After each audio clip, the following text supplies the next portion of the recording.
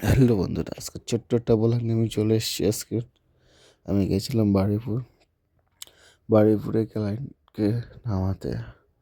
এটা হচ্ছে বারুইপুর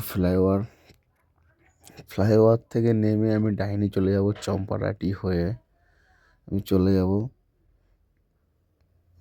এটা হচ্ছে ঘটকপুর সিগন্যাল। এই সিগন্যালটা একটু দেখে শুনে আসবেন। এই দেখেন ভ্যানটা কীভাবে আমার সামনে দিয়ে গেল। ভিড়ভাট্টা ওখানে ব্যাপক মানুষজন। এখান থেকে আমি আমার বাই চলে যাব। এটা হচ্ছে ঘটকপুকুর পচা খাল। এটা হারোয়ার যে পচা খালের উপর দিয়ে যে রাস্তাটা সাইড দিয়ে, এই সাইড আমার ডান দিকেই পচা খাল, উপরে রাস্তা, সেই রাস্তাটা এটা। এই রাস্তাটা এমনি সকাল রাত্রিরে গিয়েছিলাম, সকালে একটু ফাঁকাই থাকে। আমি ফাঁকার সময় একটু ভিডিও করে নিলাম দুই ধারের গাছগুলো, খুব সুন্দর লাগছে বলে।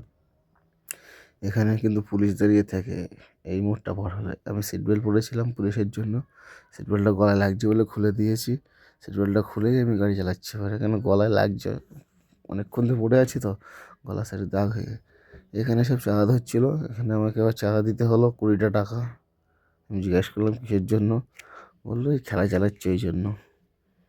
খেলার জন্য 20টা টাকা দিতে হলো।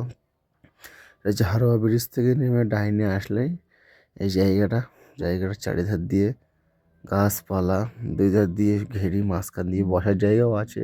আমার এই ডান দিকে সব হেবি সুন্দর জায়গা। এখানে না আসলে বিশ্বাস করবে না। এখানে কাপেলটাও আসে তো।